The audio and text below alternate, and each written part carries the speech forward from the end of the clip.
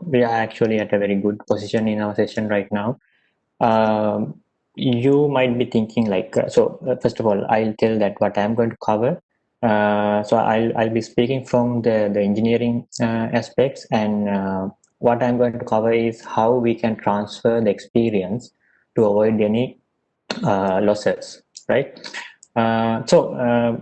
Najib mentioned that what we can do to give the domain knowledge and to pump the idea to the engineering or the engineers and the architects, basically the development team.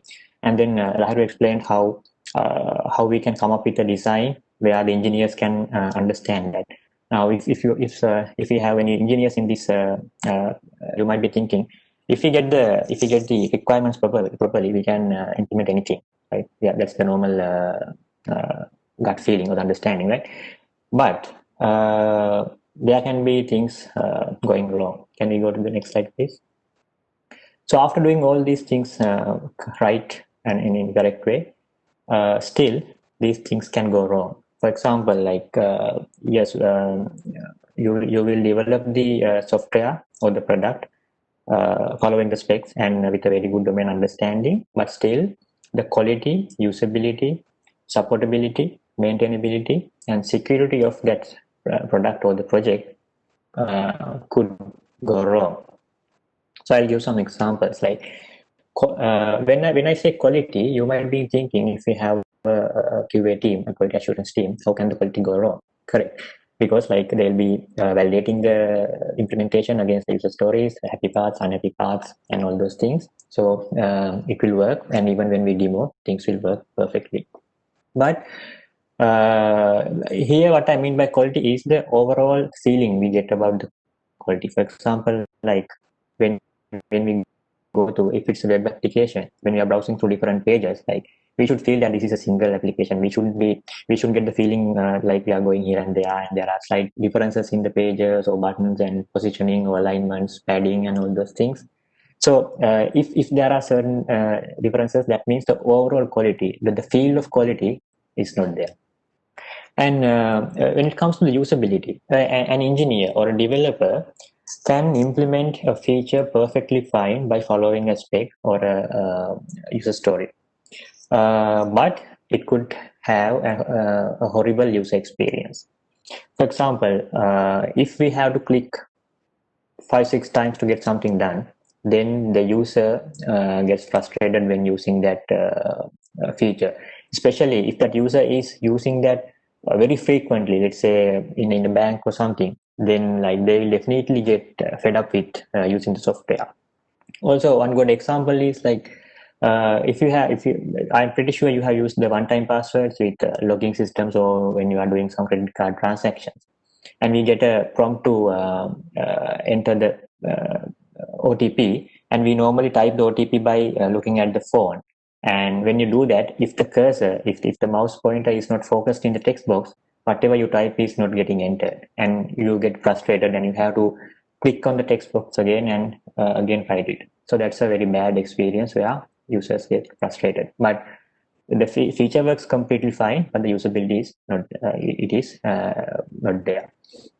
And when it comes to supportability, that means like whatever the product or the software you develop or the project you develop, once deployed, has to be supported by some team. So if a customer asks some question about something, they should have evidence or the facts or logs to answer that. If someone says, okay, one of my APIs have been deleted, then the support team should be able to go and find out what has happened and tell them this is how it has got deleted. It has nothing to do with us, but someone in your team, this user on this date, on this time, has deleted it, kind of a answer should be given. To do that, the software should have those aspects. For example, the auditing capabilities, kind of things. Otherwise, it is not a very good supportable solution. And when it comes to the maintainability, is the team who's maintaining this product or the deployments, the DevOps team or the system administrators, uh, they should be able to deploy this and forget about this mainly unless they get an alert. For example, if you are if a product is using a database, and if your application is storing a lot of data, the database should not get filled up over time, and the system should not crash. Instead, it should be implemented in a way the data gets cleaned up or backed up periodically, where the system never crashes due to data being filled. And also, when you are writing to the logs, or when we are writing to other files, they should get rotated over time. They shouldn't go over certain file size. So those kind of things are important when it comes to the maintainability. And with security, the most obvious thing is the security vulnerabilities.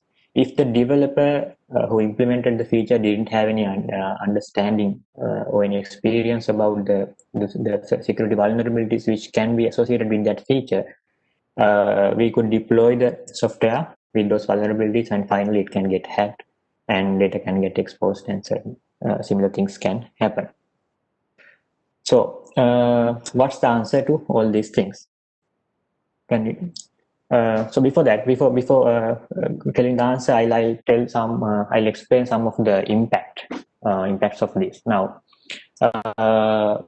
these problems, like we know, like if we take a single company, we might see some of these. We might have seen some of these problems in the history, but we shouldn't see them in the present and in the future as well. That means, like, if these things becomes repetitive mistakes, the same incident or the same problem can occur again and again.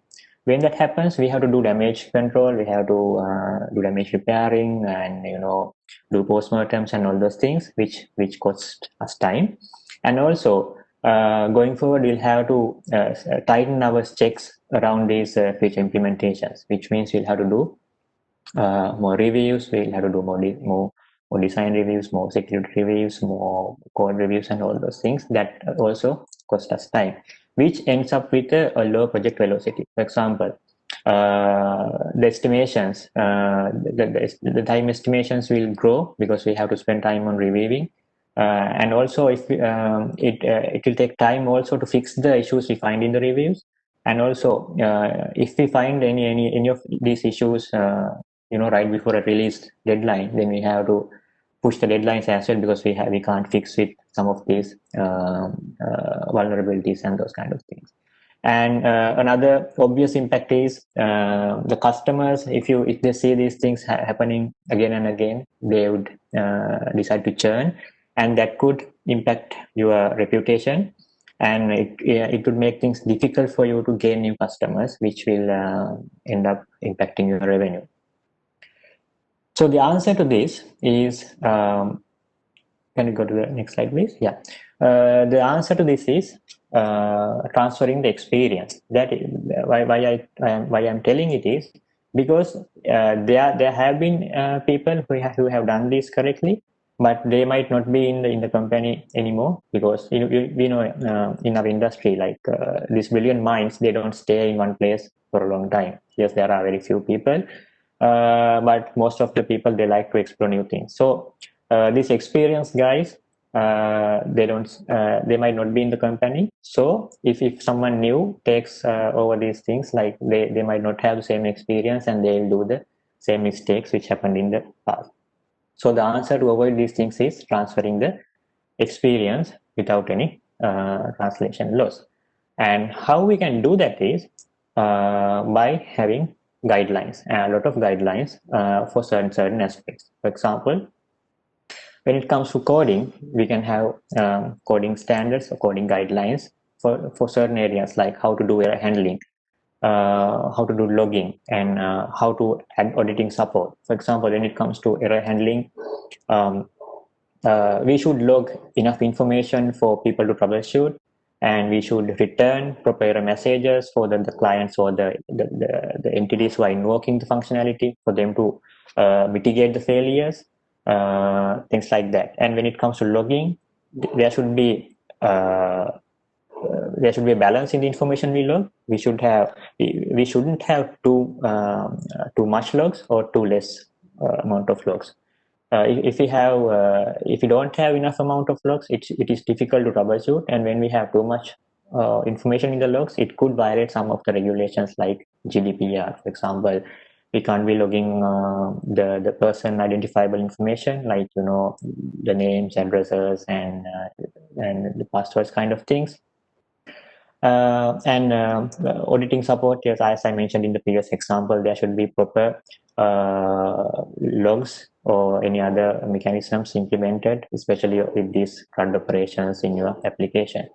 And when it comes to the UI and UX, yes, we know that we are using themes and CSS and all those things, but there are some other things as well. For example, we can have your organization, your company can have your own standards saying uh, we shouldn't be using more than 5 clicks to complete a certain functionality. So those kind of things can improve the UX, but that number is not a it's just a sample number I mentioned. And there could be guidelines on where to position the buttons, how to prompt a confirmation dialog box, whether it is a yes no kind of a thing or a okay cancel thing, and whatever it is, it should be consistent throughout the application. So those kind of things.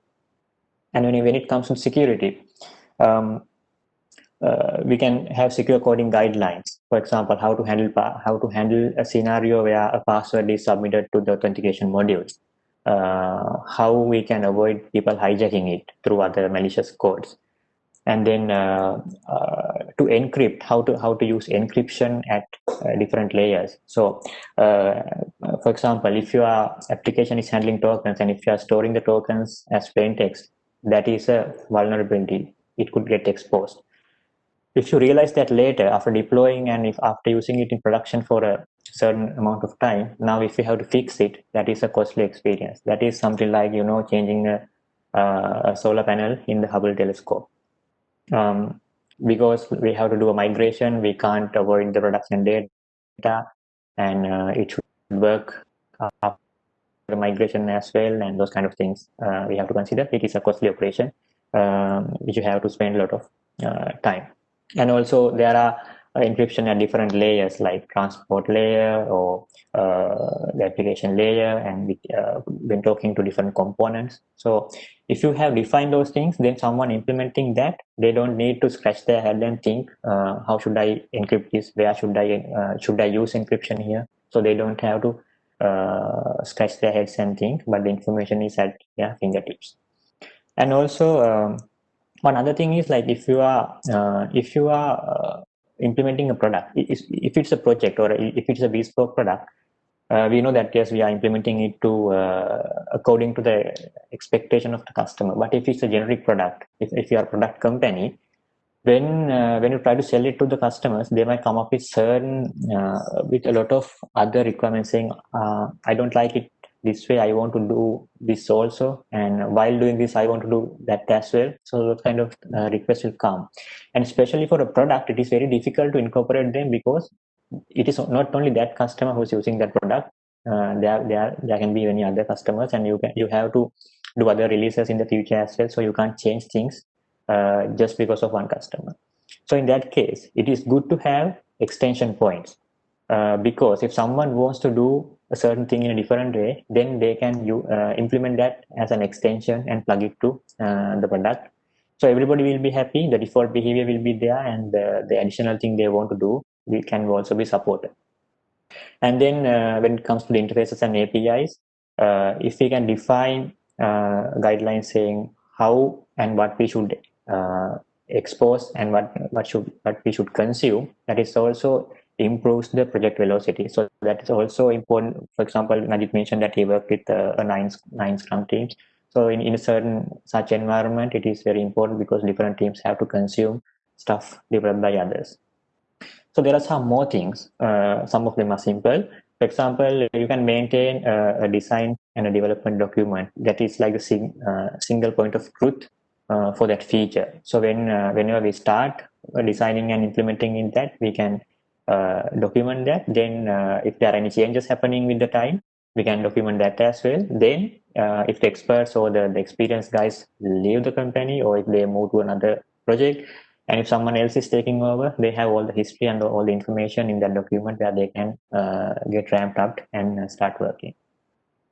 And when it comes to the if you are developing repetitive stuff in your repetitive software, like if you are a project company, you might be implementing same kind of project for multiple customers, or even if you are a product company, you could have a lot of products, but they could have a common set of components. So in that case, if in such cases, we can come up with a pluggable componentized architectures where it will improve the velocity a lot, because people could be able to implement their code following certain interfaces and guidelines, and once they include it in the product, they should just pick it up by the product and it should appear in the product. This is something what good architects can do. If they see the same pattern again and again, they could come up with something like this. It will improve the velocity a lot. And you can maintain knowledge bases. For example, this is something I heard from Lahiru, who did the previous presentation from Cisco Labs. So yeah, they are using a knowledge base on the code review feedbacks. So when someone plans a code review, before planning, he or she can go and have a look at this knowledge base and see what are the feedbacks which others have got for similar features, and they can check whether they have done that correct in their code. If they fix them, then the people who are reviewing, the time they have to spend is less, and the person who implemented the feature, they don't need to go back and fix things. Another way is using these GitHub PR templates. It is a way of enforcing and reminding people about these some of these best practices. For example, whether they have implemented unit test, integration tests, and whether they have run tools like find bugs or find security bugs. So we can use those kind of tools as well. That will automatically tell us there are problems here and there. So we can enforce and remind certain things using PR templates as well. So the purpose of the things I mentioned is, so you might be using some of these things, but if this can spark something in your mind, okay, we can do something like that, or we are not doing this can put us in trouble. So that is what I want you to take home and think about.